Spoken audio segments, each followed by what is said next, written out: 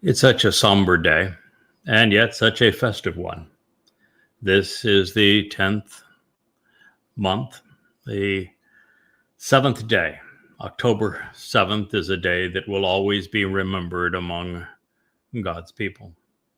This terrible, bloodthirsty, savage attack that was perpetrated on Israel by Muslims 2 years ago today. And yet, there is always hope.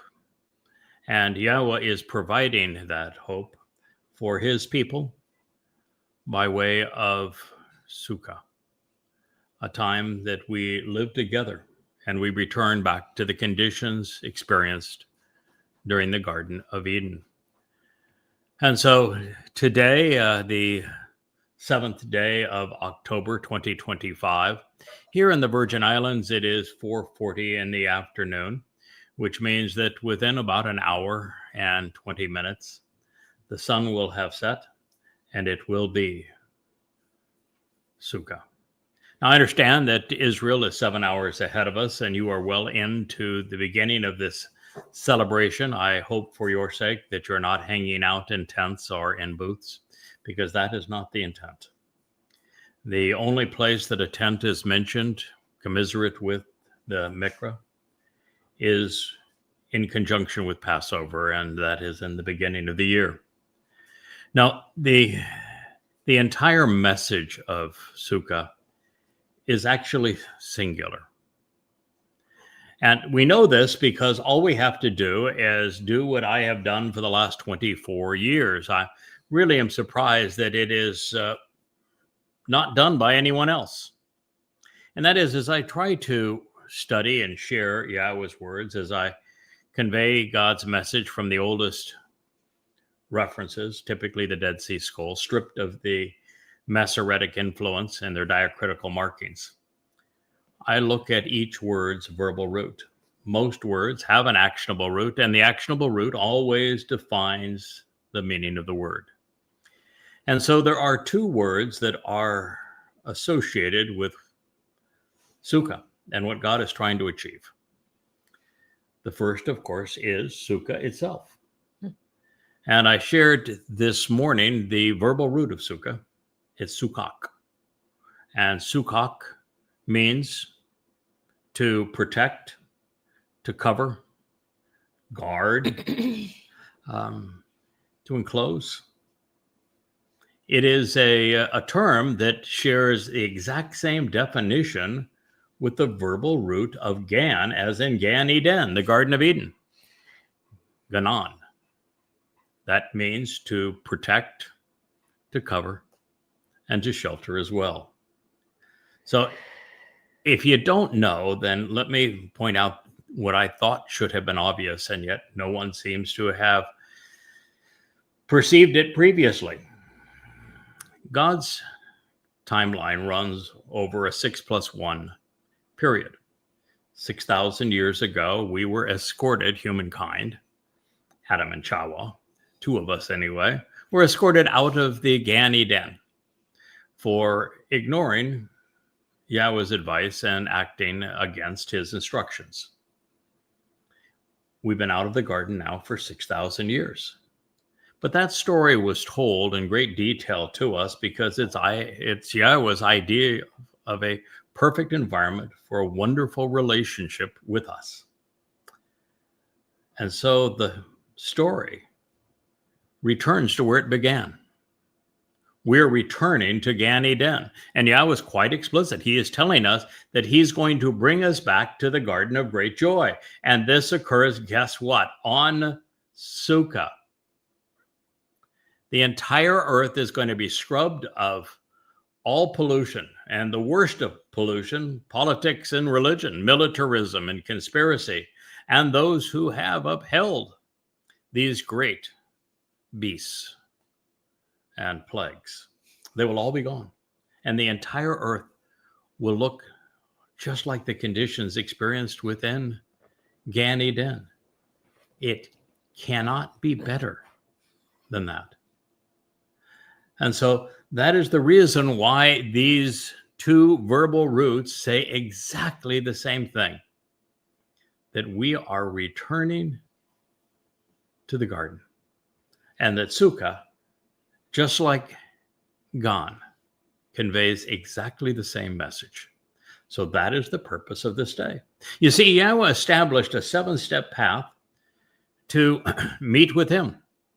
This path begins with Passover, and it opens the door to life.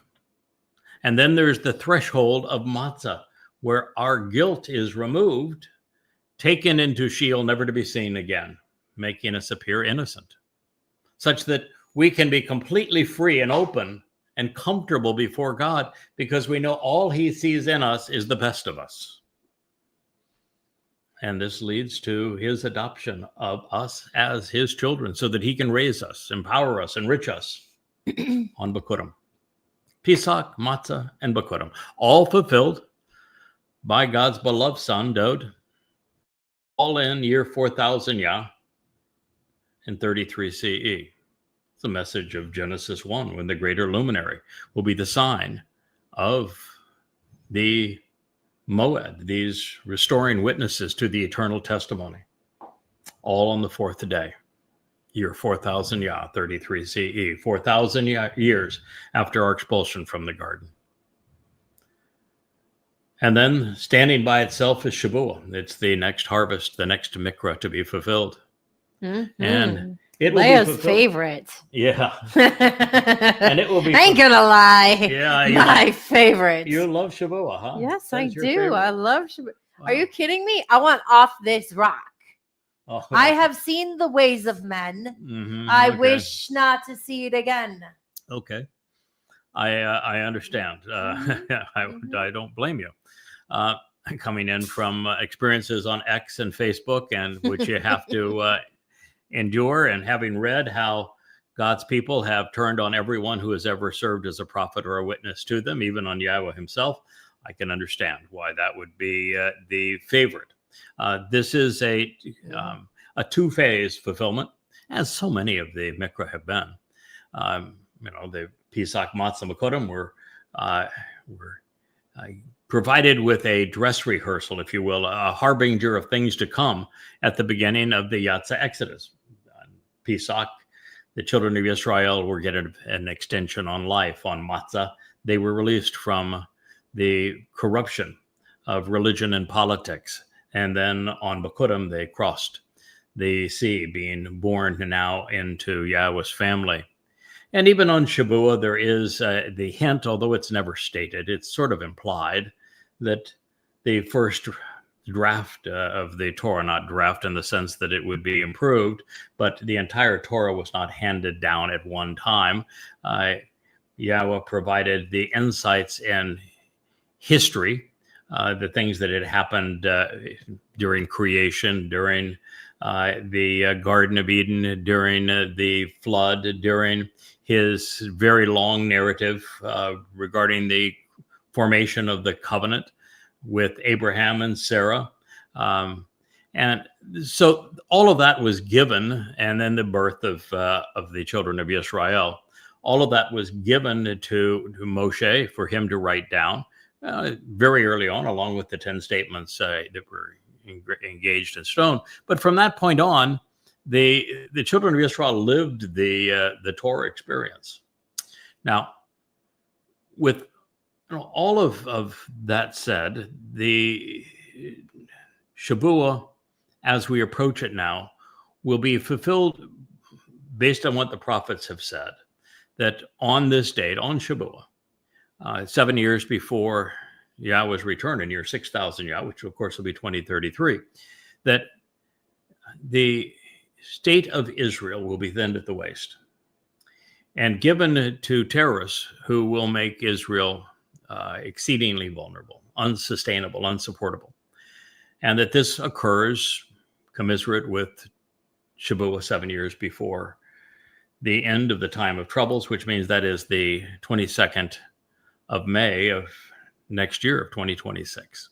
And then there will be the day that Leah is looking forward to, which is the Shavuot harvest, which is both of Goyim and Yehudim. Mm-hmm. It is a day that we will be taken off of this planet. We become a And river of light. Be a river of light going up to Shamaim. We're go going home. from 3 dimensions to 7. We finally shed the liabilities of these physical bodies, and our souls are embraced in energy and light. And we will spend a number of years with Yahweh in the 7th dimension. Now, when I say we will spend a number of years, a number of us are coming back. Well, we're all coming back at one time or another, but a number of us are coming back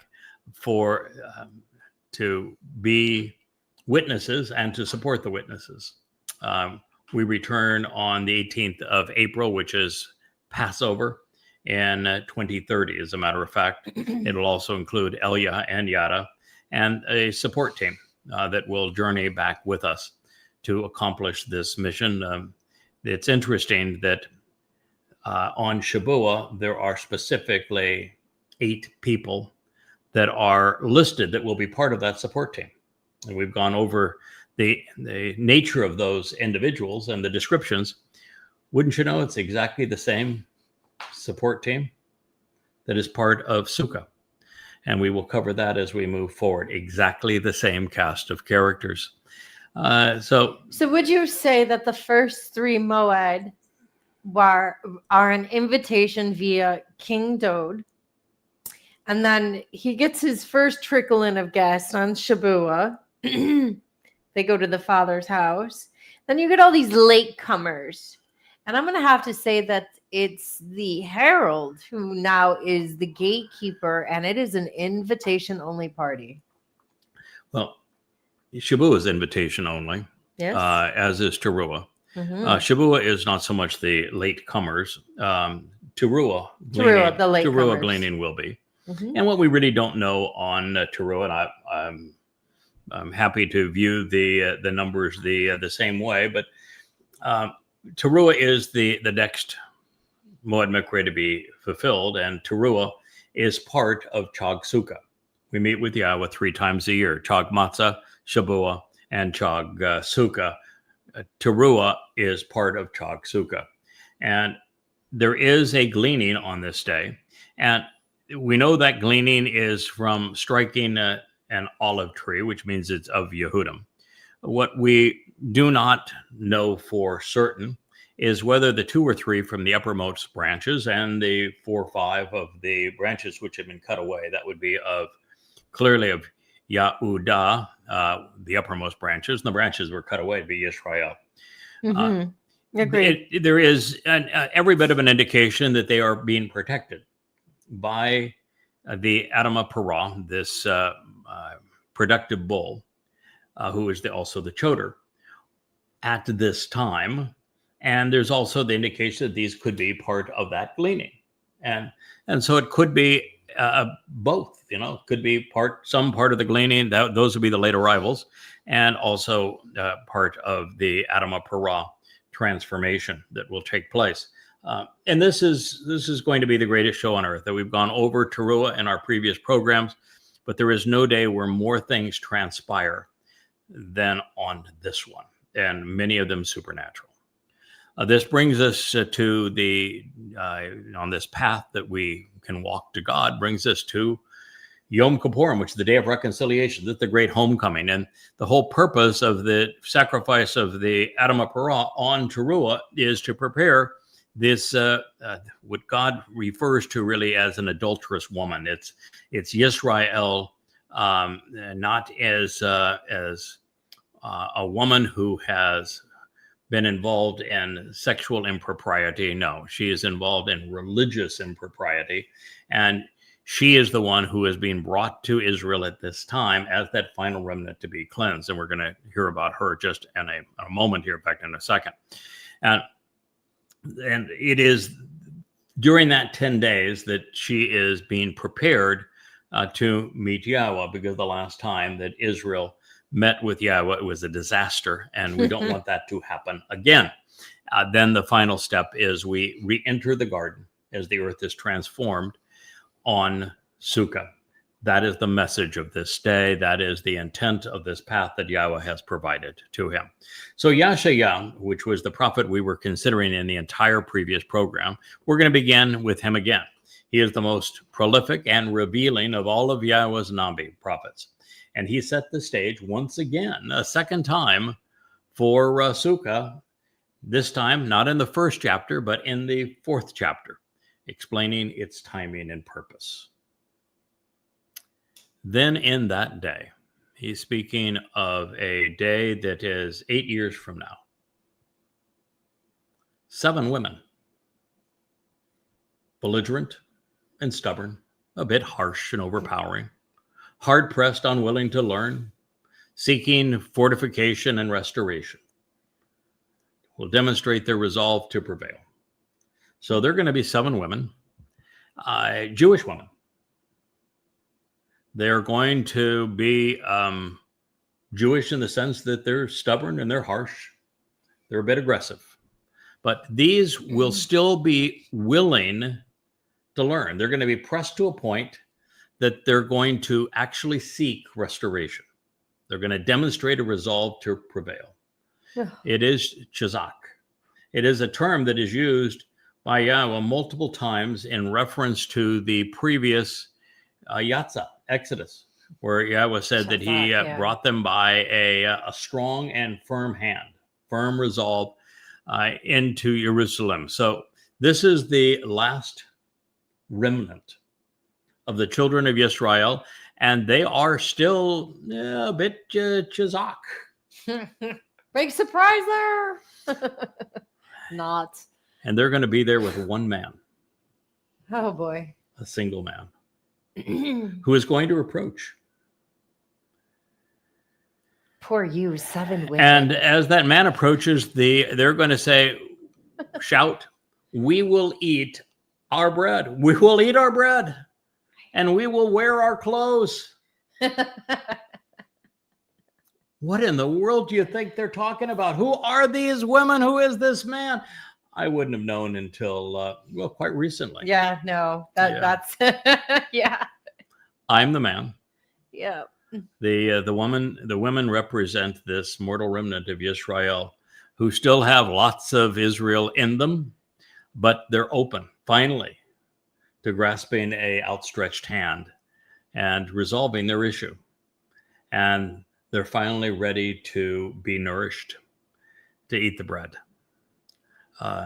There have been to the point that just as during the Exodus, when Yahweh told Moshe, I'm going to give your gang down there 3 days. Get your clothes all clean, I want you to look presentable, get your mind in the right spot. Then I'm going to come down and I'm going to talk to them.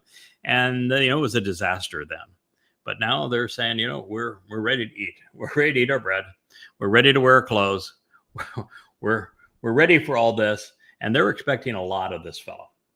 And they should, because it's been, 24 years that we have worked up to the point where we understand who he is, because he gets more prophetic ink than almost anyone in God's story. And, he is in Yashaya. He is Yashaya 63. He's the man who comes from Edom. He's the man who appeared in 2 Samuel 6 as Obed Edom from the wine press. He's the same exact fella. And he is returned. He is here for this purpose. Nevertheless, let us be called by your name. Wow. Well, my name is Yada. My name is also Crag, which means this is the fiery crag where Yahweh's light once appeared to God's people. I am the Nakri, the observant foreigner that Yahweh encouraged his people to listen. I am the Parah, this productive bull that can heal God's people. I am Dod's Bashar. I am the lesser luminary that reflects the sun's brilliance. And my name is conveyed through all of the books that I have written that we will be sharing. It's Yada, Yahweh. Let us be called by your name. Let us be summoned. Let us be called out. Let us be designated by your reputation, by your designation, which, by the way, fills the prophets. As I've said, I don't know if I have found at this point 500 or 600, and we're as prolific as they are. It's probably well over. Do you not get the double 1,000. meaning here? To know Yahweh. They desired to know Yahweh. They're like, get out of my way. I want to know Yahweh. Yeah, we are. Yeah, that's what it means. Let us be called by your name. Yeah. With it upon us, so as to transfer and withdraw our approach in contempt. The whole purpose of the sacrifice of the Adam of Parah on this day is to do as Numbers 19 and Numbers 5 explain. It is to remove the reproach and contempt, our taunting insults and blasphemous slurs, our harmful statements and lowly status. You see, the entire remnant of Israel that is brought here at this moment, now 15 days before the celebration of Sukah, they have been brought from all over the world. They were brought here because they weren't so religious or so political or so obstinate that they couldn't be reached. They were, as Yahweh describes in Numbers 15, which is so essential to this moment, where he said that the bull can resolve the issues of omission, not commission. Only Dod's trip to Sheol is capable of resolving errors, mistakes of commission. And the difference really is, have you been misled or are you misleading? Are you a rabbi? Are you someone who has been influenced by the rabbis? And therefore, the reproach and contempt of these people can be resolved so that they can witness the return of Yahweh and enjoy the celebration of Sukah as everyone returns to Eden. That is what is being described here. Now, in this day, which is his day, living vegetation will sprout and thrive, branching out and growing, Shemach. Now, there are two insights already here. First of all, God has told us through the prophets that on Teruah, as he is eliminating all of those who have come against Israel, he is eliminating all traces of religion and politics. He is scrubbing the earth free of all of these things. For example, there'll be no more stars of David. They're all gone. There will be, because they aren't stars of David, they're stars of Bar Kokhba. There'll be no more crosses. There'll be no crescent moons. There'll be no military hardware left. None of that stuff. So your goddamn Roman eagles. There won't be a single church, a single cathedral, a single mosque, or a synagogue anywhere to be found. They're all gone. There won't be a single tank, a drone, a missile. What a none lovely of that day stuff, that'll be. Nor any one of the operators of those things or anyone that has come to harm Israel. There won't be a single anti-Semite left on the planet. And so God is bringing these people back into Israel. Now, what's interesting is also we are told, I believe it's also in Numbers 15, that, no, actually it's not. It's in Numbers 5, that God says that the men have been so bad that to some extent he has to give some slack to the women. That he can't judge the women this as harshly as he is going to judge the men, because the men were the perpetrators of Judaism. They're the founders of Christianity and of Islam. And he says the men are so bad that by comparison, I'm really not in a position where I'm going to be able to judge the women the same way. That's why it's women who are listed here, 7 of them. And it is these women who are going to be purged. And while they're being purged and while the earth is being cleansed and while all of the men who came against Israel and to harm Israel are being exterminated, God is transforming the earth back into the conditions of the garden. That is why living vegetation will sprout and thrive, branching out and growing. But Shemach means a lot more than growing. Shemach is Dod's title. He is the main branch off the tree of lives, and we're being lit back into the garden where the tree of lives is going to be prominent. But there is a lesser branch that is associated with Dod as the lesser luminary, and that's the branch off the tree of the knowledge of good and evil. It's going to be right back in the middle of that garden, and it is going to be, in fact, it is right now, this wood right here. This is the tree of the knowledge of good and bad. It is the only way to be directed back to the tree of lives. And it will be in the garden too, because everyone who makes it into the Sukah celebration of the Gan is going to have a lot to learn. And they will be infants in this relationship. So in this day, which is his day, living vegetation in his day, it's Shemach's day, it's the branches day. This is all for Dod. The vegetation is going to be sprout and thrive, branching out and growing. The earth is going to be returned to the conditions of Eden for Yahweh. And it will be beautiful. It will be splendorous. It will be spread out in an attractive and desirable manner, covering the entire planet. Whoop, whoop.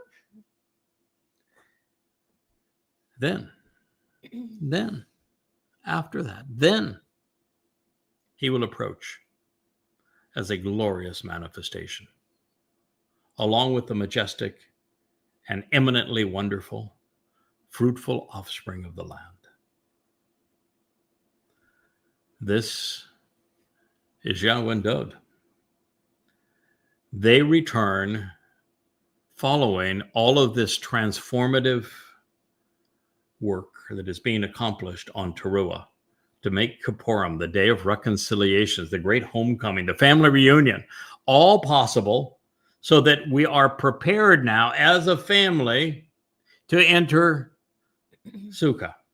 But even more than that, the chuppah that is associated just tangentially with the Sukah and is described here in this prophecy. It is presented as a wedding tent, is it not? A wedding pavilion? Yes, it is. Oh. The chuppah? It's a wedding tent. Is there a wedding going on here? There might be. Numbers 5. Mm-hmm.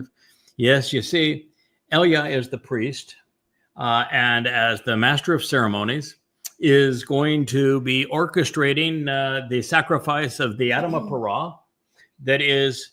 I still have a bone to pick. 3 days to put a wedding together. I know. Well, preparing, we actually you'll have all eternity, because you're going to be in a timeful place for a respite. All right, so it is this Numbers 5 woman who is going to be presented as the bride to Dod when he returns.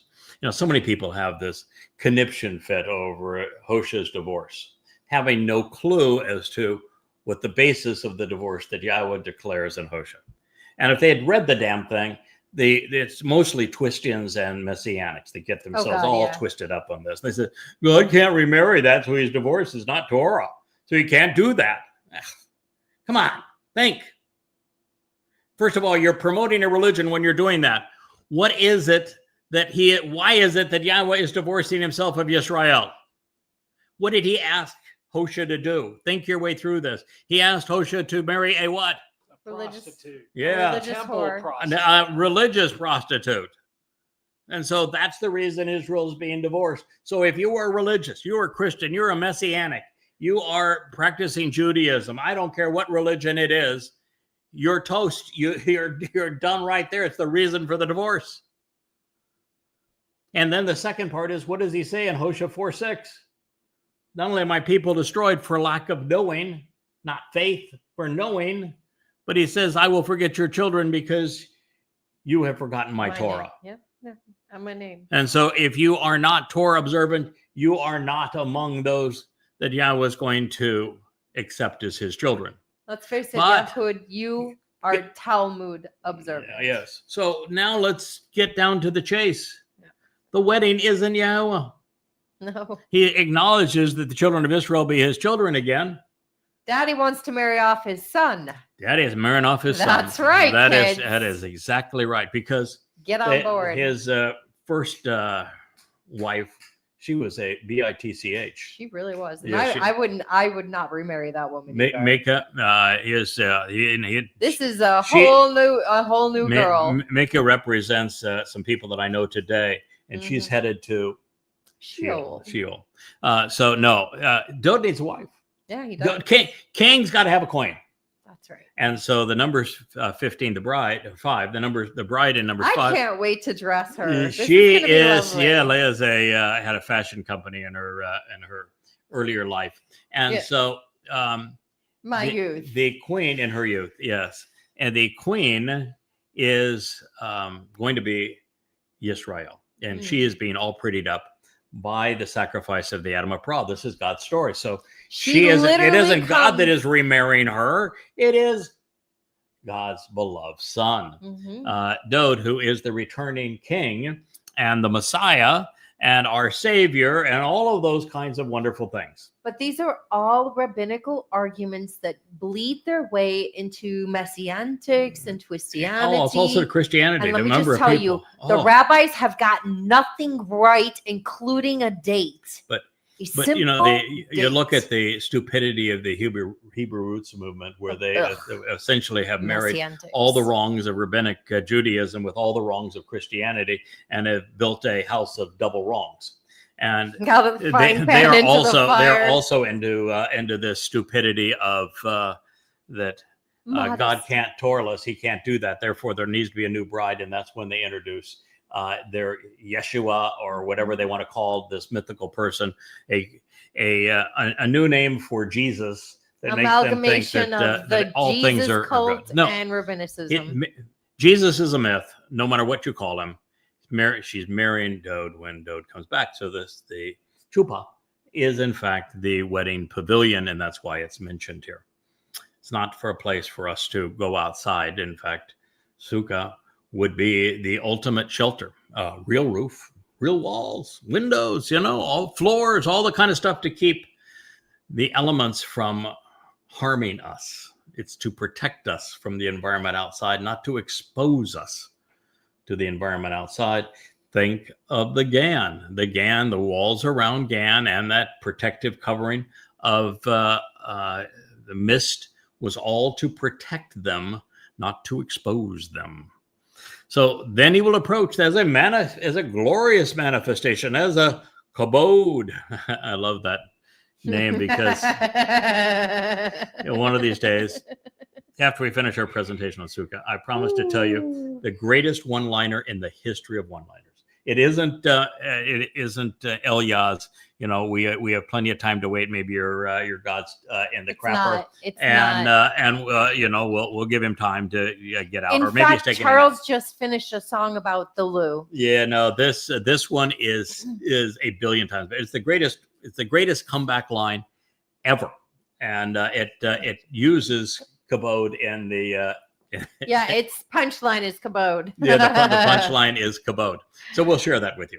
A little teaser for a show coming forward. Upcoming teaser. Yes. And then the magnificent and eminently wonderful, fruitful offspring of the land. And of course, what's happening here is that the womb of the formerly religious woman is being opened back up. And it's interesting that the punchline for that story, the conclusion is the womb of the bitchy woman was closed.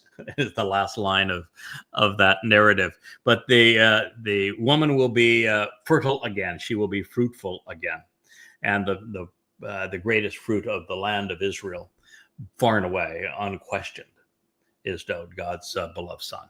Mm. So it says the remnant of survivors, those who have been delivered as refugees, who successfully escaped the conquest of Yisrael and of Yehudah will also have an attractive and shining appearance. So there are, at this moment, there are a number of different kinds of people. And this is now the time between Teruah and the time that we enter Sukah. And those who have availed themselves and been invited to participate have not been excluded from, because there's going to be more exclusions from than invitations to the Shabuah harvest or the Teruah gleaning. They're going to be light. Their souls are wrapped in light and energy. This is one of those things that's so interesting, because I'm working on a prophecy now where I'm trying to explain how the man from Edom is the same person as Obed Edom 3,000 years ago. Mm-hmm. That Obed Edom from the wine press, which is the one doing the work of Edom, and the man from Edom who saves many in Yeshaya 63, it's the same fellow. Been telling you that for months. And not only is the same fellow, so you're dealing with the fact that most people are comfortable with the idea of a prophet or witness for Yahweh from long ago being brought forward in time as a prophet and reporting what they have seen in the past. But they're not comfortable with somebody that is born later, going back in the past and performing a role in the time prior. How do you know that this is no? So what everyone misses here is this. What I just did is irrelevant. As a matter of fact, what I just did doesn't actually exist. Nothing touched. When I just clapped my hands, nothing touched. Matters is essentially organized energy. And it's mostly not there. It's only the resistant forces of the in the atoms that make that sound and make it sound like there's something that's solid there. Nothing solid there. It's nothing but organized energy. And Yahweh is a being that is comprised, the best we can tell, the best he can tell us, something we can relate to, is energy and light. So if you are energy and light based, you're not stuck in the ordinary flow of time. When you have one of these, you are stuck in the ordinary flow of time. So it's really difficult for you to understand how a soul, a nefesh, a consciousness can be brought back in time or go forward in time. But when you understand that the conveyance of our soul, our nefesh, the thing that makes us human, the things that makes us who we are, that the conveyance of that is going to be spiritual energy and light. And as energy and light, God and we can maneuver in time. And so going back in time, going forward in time, all the same. So they happen just to be the same individual. Anyway, so we're reading this, and it says the remnant of survivors of Yisrael and Yehudah will have an attractive and shining appearance. So you'll have the children of the covenant who are going to be essentially light. We can transform any portion of the light energy we want to and assume physical bodies when it's handy to have one. You know, if you want to go down and blow bubbles with the fish, you swim in the ocean, you'll be able to do that. If you want to have a meal and sing a song, you're going to be able to do that. But if you want to explore the universe, then you got to shed your physical body and you can go do that. So you'll have that ability. You'll be a shining appearance. Now, you got to understand basic physics to understand. Yeah, this. Of course. But the next thing is that the second group of people representing Yisrael and Yehudah are going to be super mortals. They're still going to be mortal, but mortals with lives that are capable of going 1,000 years. And they will still have the capacity to accept the terms and conditions of the covenant and accept what Doe did on Pesach, Matzah, and Bakurim and become energy-based, eternal children of Yahweh. But for right now, they're back reconciled, but their apparel is talking about, we're ready to wear our clothes. We're ready for all this. We're ready to make, thrive in your name.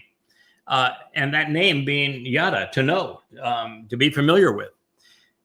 They are going to glow.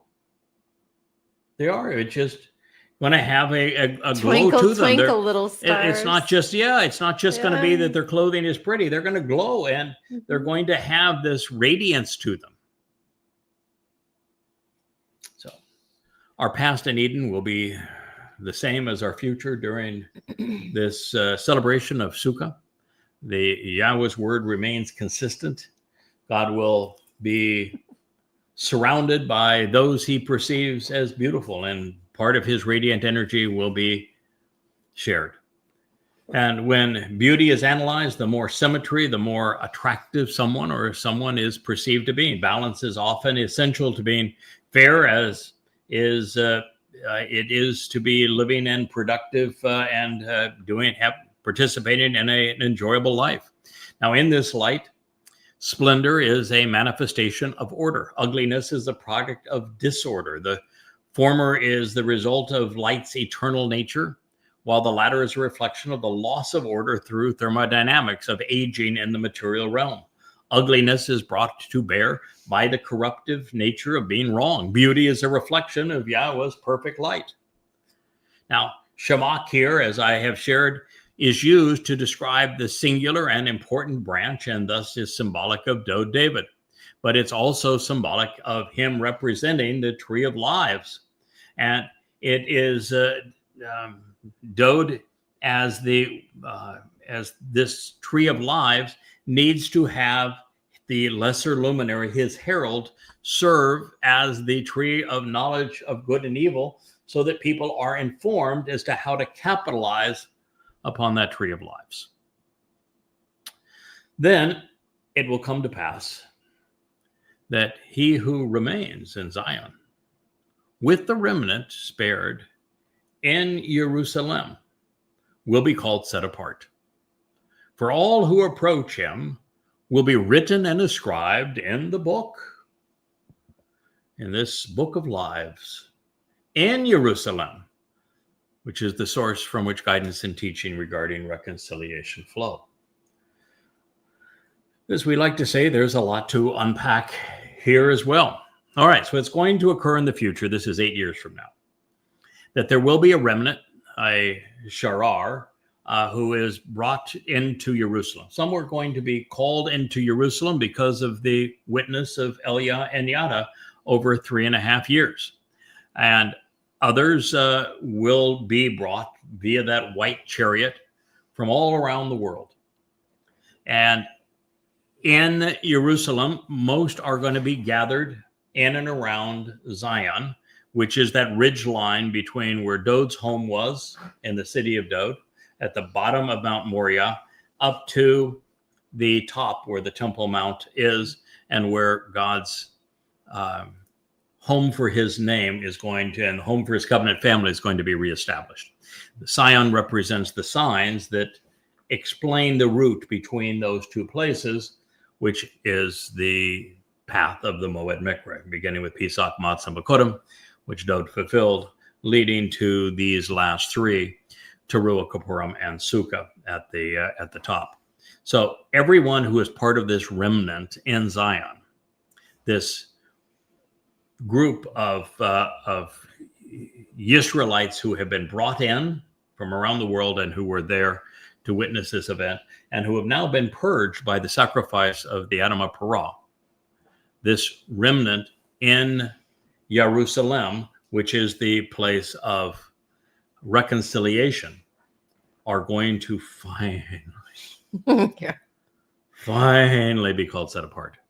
You know what's interesting? I was listening to another numbskull rabbi talk about the Zohar, and he said the Zohar teaches about the oneness of us all. We're just all one, and God, I hope not. And just all together. And you say, God, you idiot! Yahweh uses Kodesh throughout to say, if you're going to be with him, you're going to be set apart. Rather than common, rather than unified with the world, you're going to be set apart from the world, set apart unto him, set apart from the world. And so all of these people will finally be uncommon. I don't know. Rabbis are pretty common. Oh, no. So they'll be uncommon. You know, religion and Israel, they won't be there. Religion in Israel and politics in Israel are common. Religion and politics around the world are common. Cliche. Anti-Semitism today is common. If you're going to be with Yahweh, you have to be Kodesh.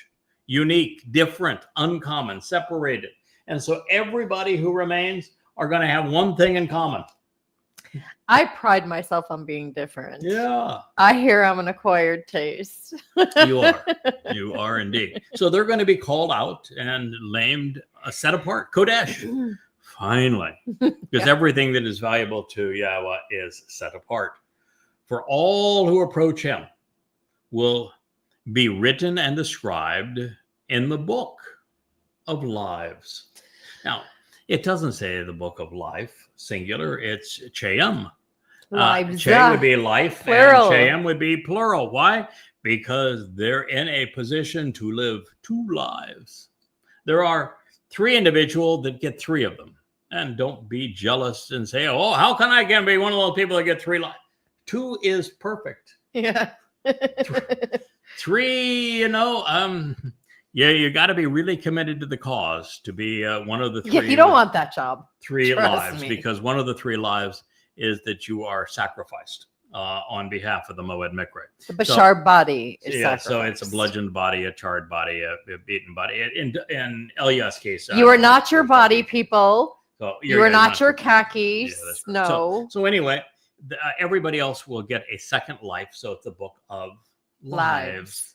And it is being written at that moment. This is when you get scribed in it. You do not get scribed into this book of lives until that moment. Until this moment, which is this celebration of Chag Sukah, which is Teruah, Kippurim, and Sukah. And Sukah is 8 days. So this is the first day of the 7th month, which is going to be the most jam-packed day in human history in terms of all the stuff that transpires. It's going to be a lot to organize. 5 days later, 10 days later, we have the return of Dode and Yahweh and the wedding. And then got to 5 clean days up the bride. That, and for 7 days plus 1 day, 8 days, we have the celebration of Sukah. And we have 1,000 years thereafter celebrating the 7th millennia with Yahweh. So they'll be written in the book of lives in Jerusalem, the source of guidance and teaching regarding reconciliation. You want to be in the book of lives? So many people say, I want to be in the book of life. Well, you better be in Jerusalem. You're not in Jerusalem, you aren't being written in it. And the only way you're getting to Jerusalem is that you're already there and you survive the time of Israel's troubles, which ends on Teruah. Or you're brought in on that white chariot. Well, there'll be Goyim that'll be brought in on the dappled chariot, but that's the only way you can get there. And if you aren't one of those who benefits from the sacrifice and the Adam Parah, you're not written in the book of lives. You get those other two chariots, and they have a different destination. Well, actually, really. one of the two chariots, it's tough because that's the one for the man dressed in red, the Adam Parah, who is dressed in red and who is the bloody red bull. He's in the red chariot. He's destined to be sacrificed on this day. But it's just his body, no big deal. And the black chariot carries all those who are dressed in black. You see Muslims, they're always in black, and you see the priests are in black, Haredi are in black, Jews are always wearing black, and you've got all of the Roman Catholics in their black. All the people dressed in black are going to the black chariot. It's express ticket to Sheol, which is also hell. And then there's the white chariot that brings the Jews into Jerusalem, and the dappled chariot that will bring those Goyim who have the right attitude and aptitude into Jerusalem as well. So with the religious and political leadership all removed, including that in Israel, all rabbis gone, all politicians gone, all generals gone. Along with those who are dressed in support of them, those who remain in Jerusalem will be covenant members who are set apart unto Yahweh and this restored remnant of Israel.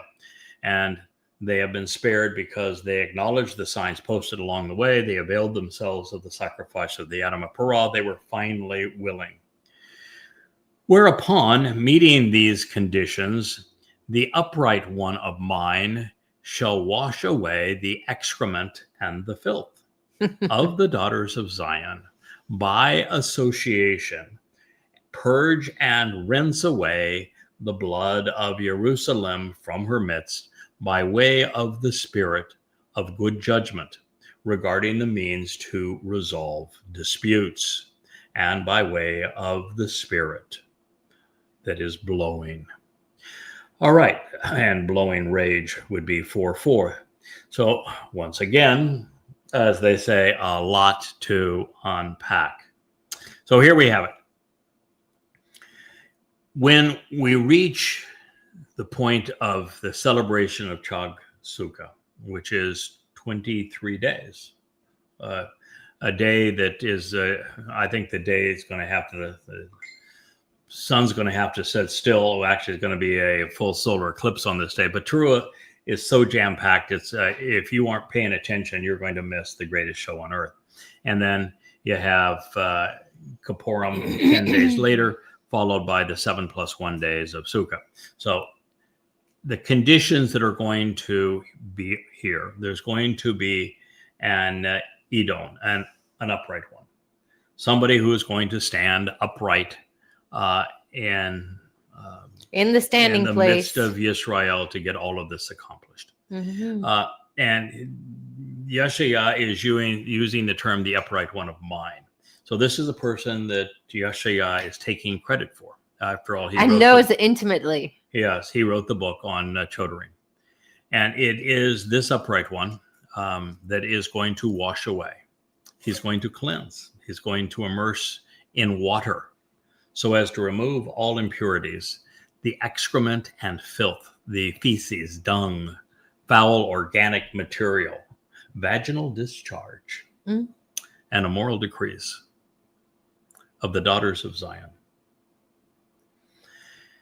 The daughters of Zion represent the adulterous woman of Numbers 5. The upright one here is who is washing all of this away. He is the Anima Parah of Numbers 19.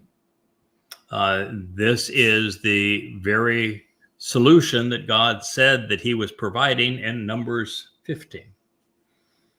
There are many, many prophecies regarding this moment in time, but that's what it is. It's a purging. And Eliah is going to serve as the master of ceremonies for all of this. Yahweh is releasing waters from beneath the Temple Mount. He's igniting the fires. And between all of this, the filth, the excrement, the vaginal discharge of this woman is all going to be washed away, such that the daughters of Zion, because they are less guilty than are the men, by association will be purged and rinsed away. All of the death and the blood stains, the blood guilt and the consequence of killing, the residue of death of Jerusalem from her very midst, by way of the spirit of good judgment, the ruach of mishpat, of exercising good decisions, is going to be there to cleanse this audience. But there will also be a spirit of blowing rage. And that spirit is the one who will fan those flames out of Jerusalem, off the Temple Mount, to incinerate all of those who have come to harm Israel. This will be their last breath. So God is a proponent of righteous indignation, setting an example that we would be wise to follow. Hate, my friends, is a virtue when you know who, what, why, and how to direct your righteous indignation. You should hate religion, Judaism, Christianity, Islam. You should hate politics. You should despise the great betrayal that is being perpetrated right now by the great betrayer himself, the human manifestation of Satan in Washington, D.C., and all that is going to transpire around the world because of the deceit and lies that are being perpetrated not just on America, but on Israel and the world at large. You ought to hate rape and rapists, pedophiles and pedophilia, murderers, and those doctrines, those religions which inspire mass murder. It's the only way that you can actually protect the innocent. You cease to be loving when you don't know what and how to hate. Now, anytime there's a mention of Zion, we ought to see Dode's message on those signs. They are, after all, posted between his home and Yahweh's, directing us from one to the other, actually bringing them together, linking them with words. Then Yahweh will create, initiating something cutting edge, bara, upon every location and dwelling place, along the ridgeline of Zion, as well as over her Miqra, by way of a cloud by day, along with smoke, and with a brilliant shining radiance and majestic light of flaming fire by night. For indeed, upon all of this manifestation of power and glory will be that chuppah, that sheltered canopy, the wedding tent, a protective covering, a shield, a bridal chamber, a pavilion. Why? Because we're entering Sukah. So I think the first thing that is important to understand is that these last 23 days, and particularly 15 of them, Teruah, the greatest show on earth, the wedding that will transpire when Yahweh returns with Dode on Kippurim, and then this great transformation of the earth, and Yahweh serving as in these roles on Zion as we re-enter Eden on Sukah. So Yahweh is going to, at this moment, act in a supernatural fashion. God said he would not return to his people until his people returned to him. Shub for shub, or no shub for you. That's right. Well, that is what this is all about, because those women, those 7 women, and it represents more than 7. It's a multiple, obviously, of that. I don't know if it's 7,000 or 70,000. I don't think it's 700,000, but there's a multiple of that. And they, by the way, could be the same 2 or 3 from the uppermost branches and 4 or 5 from the lower branches. Yeah, sounds like because the lowest and upper number, and the upper number and the lowest number, both total 7. Could be the exact same. But this is the role of the anima para, pursuant to the adulterous woman, and in preparation for the return of the groom to his chosen bride. At this point, with all the things that are happening, particularly on Teruah and on Kippurim, God's going to be acting in a way that is supernatural. We're not going to see anything that humanity has experienced prior to this. There is no reason for, at this point, Yahweh to be coy. There's no reason for him to keep his distance. He said he would return. When his people return to him, they're going to return to him at this moment.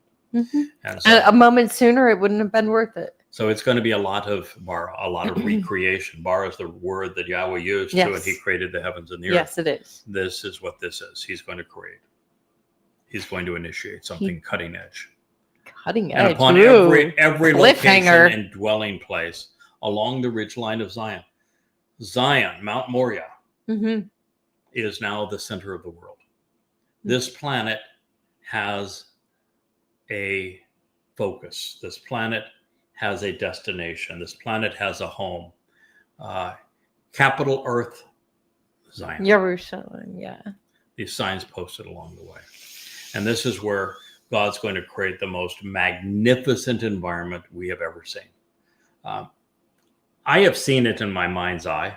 I'm perhaps not doing it justice, but what I have seen is I have seen for a long time the waters that are emerging from the Temple Mount, and how this water feature is going to cascade all around Moriah and Zion. and how these beautiful signs are going to illuminate this path, and how over these waters as they dance to the Dead Sea, bringing it back to life on one side, and the Mediterranean Sea on the other, some cascading waterfalls. There's just going to be a bridge of light that goes over this water feature and takes us up to the new home for Yahweh's name, the covenant home. And I see that home actually being built out of light. I see it just being rainbow-esque in terms of colors. Just this gorgeous home, a residence for the covenant family, all illuminated with all the water and the fires that God ignited through those waters. And this is fire and water, fountains of water illuminated by fire, and this dancing fire and these cascading water features are going to be so brilliant and so joyous and so alluring. And Leia's going to need her shades. Yeah, and part of it too, Leia, is going to be to convey the metaphor of water and fire. Water is the ultimate solvent to clean us. Water is the source of life so that we can grow. It quenches our thirst and enables us to grow and cleans us. And fire is that which transforms us. It takes organic material and transforms organic material into energy and light.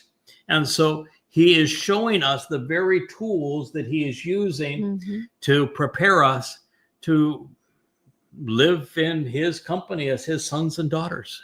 And it's all being shown on these signs and explained along the way. And here we are. It's just going to be the most awesome sight in the world. And the reason he used Miqra in the middle of this is that there are 7 of them. And this is the one that fulfills them all. And his son fulfilled the first 3, Pesach, Matzah, and Makodim, which enable our participation in the covenant and to be immortal and perfected and to be adopted into God's family, enriched and empowered. And then there's Shabuah, of which the returnees will be in the expensive seats overlooking all of this as it's transpiring, and then engaged as the teachers going forward during the millennial celebration of Sukah. So I think I just figured something out. I never understood what the pillar of smoke was. What the what? The pillar of smoke. Okay. However, in order to transform water into a different state, your best bet is with fire. And I think it's the combination of both the fire and the water that is the pillar of smoke. Yeah. Well, what he's doing too is he's going back and he's doing what all good storytellers do, and he just happens to be the best. Oh yeah, he led the children of Israel in a very embittered, horrible experience as the columnar cloud during the day and the pillar of light during the night, and it was cantankerous and it was miserable. Now he gets to do it when everyone is joyful, celebrating the relationship. So he gets to do what he did, but in a much better environment, and also at this time, to a much better result. At this time, he said, the planet isn't going to be wholly reliant upon the sun.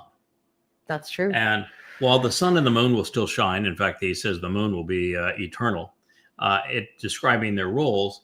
And it also says that the very throne, the seat of honor of Dod, will be as brilliant as the sun. So there's a lot of things going on atmospherically at this point to recreate the conditions of Eden and this idyllic environment for us to live. And so he is also saying, I'm going to provide that the cloud by day, that again is a source of protection for all of us from any form of radiation, any form of catastrophe that might otherwise strike the planet. And that column of light is to illuminate our path, to be there in our midst, for us to be able to see the very presence of God. All of God still, as a 7-dimensional being, can't fit into our planet or our universe, but he can project himself, and that this is the way that he is projecting himself, by way of this cloud. by day, and along with smoke. Now, the reason for the smoke now is that it is the smoke that will be billowing to the heavens of the sacrifice of the Adam of Parah that God doesn't want anyone to forget. The sacrifice of the Adam of Parah to transform his people such that he can celebrate this moment and his son can marry his bride and we can all go into Eden as a happy family is such a big deal to God. You're essentially playing matchmaker. That he is going to show not only the waters that he released from the Temple Mount. He is not going to show only the fire that purged his people and incinerated all those who were coming after them, but also that fire and those waters that prepared the mortal remnant of Israel for this moment. And it is that fire underneath the carcass of the Adam of Parah with the wood that has been laid there is going to create smoke. And the smoke is important. You know, we're going to light again in just a matter of moments our fire out there again tonight. And as we light it, in fact, I think Leia's going to go out there. The lighter is there. It should work. We've avoided the rain. So as God lights this fire underneath the Adam of Parah, there's going to be smoke, and that smoke and that ash is part of what was mixed to be consumed by the religiousness of the women, so that God can determine who of them are trustworthy and can go forward into the garden, and who can be trusted at this time. It is whose womb will be opened up to be fruitful during this time of 1,000-year celebration. And so it's going to be a beautiful, shining residence and a majestic light, a flaming fire, blazing flames by night, the warmth. And, you know, one of the things I was going to say is we lit this fire for Kippurim, and we're lighting it again. We've got 8 days to celebrate now on Sukah. The thing that I had forgotten, because I hadn't been exposed to a fire for a very, very long time, is that fire is not only is the sound of it exciting, I just love that crackle and the flames.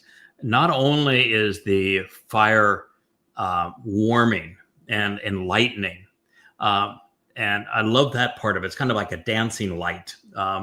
But the aroma of the smoke is just, it's so enjoyable.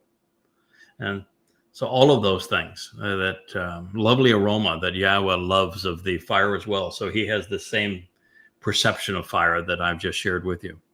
For indeed, upon all of this manifestation of power and glory will be a sheltering canopy. So God's going to provide, just as there was for Eden, a canopy as a shelter for all of us. He's going to also provide a chuppah for the beginning of Sukah, because there's very strict instructions that Yahweh has laid out that are presented in Devarim, when God is saying that Miriam, for claiming that she too speaks for God, representing the rabbis and their Talmud, is forever divorced and will, never be part of anything to do with God or this family, because she spoke over God's chosen implement. We're also told at that time that when the groom is married, he gets a year off and from his normal duties. And so Dod's going to enjoy this first year. And so this canopy, this chuppah, is for his son's honeymoon.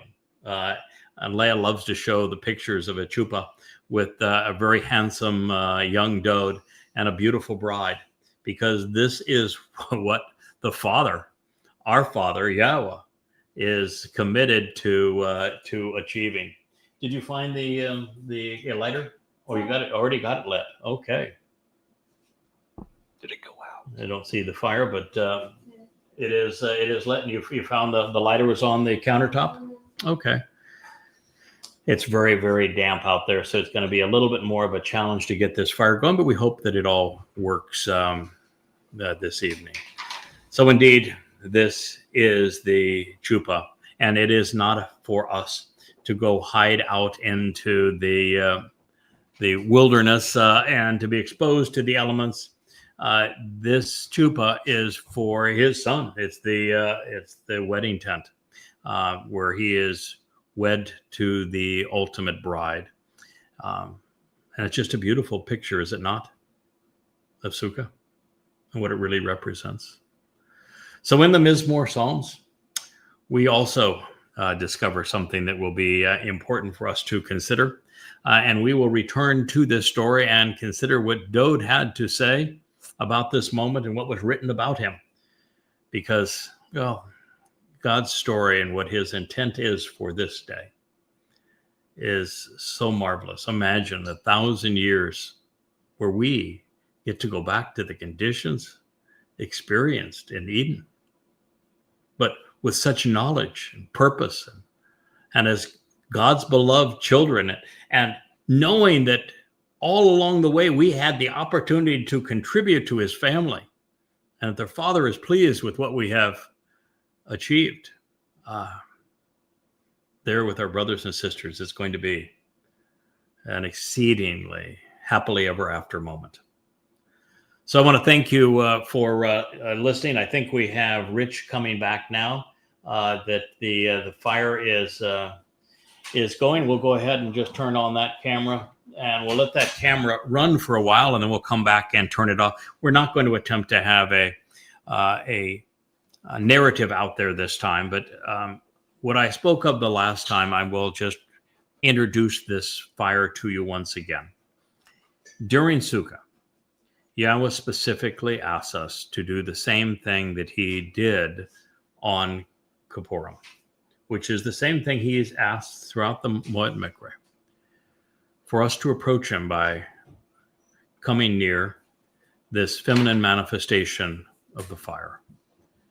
And what he is saying here is that for us to benefit from the covenant and for us to become his children, we need to be transformed, so that rather than our souls being harnessed to material bodies, which are so limited and that keep us here on this rock and degenerate over time and have so little power, that he wants the carrier of our souls to become light and energy. And so a fire transforms dying organic material into light and energy, such that it is more powerful, it is more eternal, it is uplifting, it is empowering, very much on the lines of E equals MC squared, where energy is the equivalent of matter times the square of the speed of light. And so it's an enormous, I mean, you just think of how just the fastest thing in the universe is the speed of light. And it's the speed of light times the speed of light is how much more empowered we become when we are transformed from a material being with a body to being enveloped in light and energy. It's why I'm just so frustrated when people get fixated on the look and appearance and modesty of a body, or these terrible religions with bodily resurrection. It's just such a stupid concept. To be like God, to get off this planet, to live forever, to explore the universe, to enter Shamayim, to be with our God, we need to have these bodies transformed so that our soul resides within energy and light. And that's what that fire represents. And of course, it's sitting by a pool of sparkling water, because water is the ultimate solvent that prepares us and cleans us to be in God's presence, and it is the source of life. So we're going to go out. We're going to enjoy that fire this evening, just as we did the previous evening. This is now, in fact, at this very moment, we are now enjoying Sukah. This is the first of 8 days. Asher And says we- let's party. Thank you very much for being with us. Asher, our beloved Labrador, is already announcing that it is Sukah. So we're just going to transition. We will enjoy that warmth and the glow of that fire. Thank you for listening. We'll be back with you to celebrate more about Sukah tomorrow morning. Good night.